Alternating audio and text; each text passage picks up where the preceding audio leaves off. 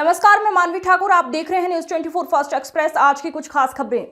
गढ़चिरौली जिले के नागरिकों के हित के लिए एक महत्वपूर्ण निर्णय लेते हुए जिले के सहपालक मंत्री श्री आशीष जायसवाल ने आज नियोजन भवन गढ़चिरौली में आयोजित एक प्रेस कॉन्फ्रेंस में घोषणा की कि जिले के सभी रेती घाट अब सर्वसामान्य जनता के लिए उपलब्ध होंगे।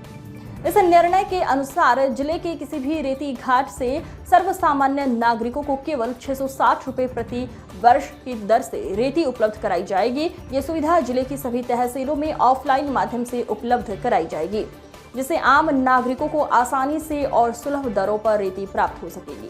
इस निर्णय का उद्देश्य जिले में निर्माण कार्यों में पारदर्शिता लाना, अवैध रेती खनन को रोकना तथा आम नागरिकों को राहत प्रदान करना है। श्री जायसवाल ने बताया कि प्रशासन की ओर से ये सुनिश्चित किया जाएगा कि वितरण प्रक्रिया सुचारू और निष्पक्ष रूप से संचालित हो तथा किसी भी प्रकार की कालाबाजारी पर सख्त कार्यवाही की जाएगी। समजा कोणाला तुमच्यासारख्या माणसाला कोणाला व्यक्तिगत घर बांधायचं आहे, तो कुठल्याही सर्वात जवळचा जो रेती घाट असेल तिथून 600 रुपये 660 रुपये तहसीलदारला घ्यायचे आणि त्याला तात्काळ रॉयल्टी द्यायची ऑफलाईन। आणि तिसरं, ग्रामपंचायत मध्ये जे समाज भवन गावाच्या आतमध्ये सिमेंट असते किंवा कुठल्याही नरेगाचं काम असेल किंवा गावाचं सामाजिक विकासाचं काम असेल, शमशान घाटचं काम असेल, समाज भवनचं काम असेल, एखादा सभा मंडप बांधायचं असेल, त्यासाठी त्याला देखील तहसीलदारने रॉयल्टी द्यायची आपल्याला।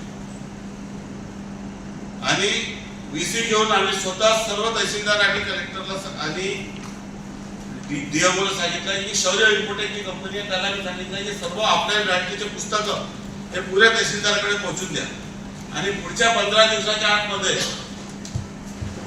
जो तहसीलदार या प्रकरणामध्ये लाभार्थीला रॉयल्टी पोहोचून देणार नाही किंवा अर्जंट व्यक्तिगत कामासाठी लोकांना रॉयल्टी देणार नाही, त्याच्यावर कारवाई करा।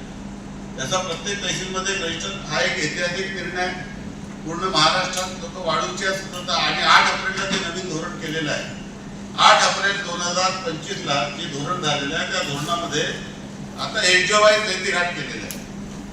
म्हणजे एका बाजूने रेती घाट लिलावात काढायचे, परंतु लिलावामध्ये ईसी मिळाली नाही, हे मिळाले नाही म्हणून लोकांना रेती मिळत नाही, त्याच्यापासून लोकांना सूट देण्यासाठी जे केंद्र सरकारने गावकऱ्यांना स्वतःच्या वापरासाठी सूट दिलेली आहे, त्या अधिसूचनेचा लाभ घेऊन 100% लाभार्थ्यांना रेती द्यावी अशा पद्धतीने तरतूद करत आहोत। हर खबर की अपडेट पाने के लिए बने रहिए न्यूज 24 फास्ट एक्सप्रेस के साथ।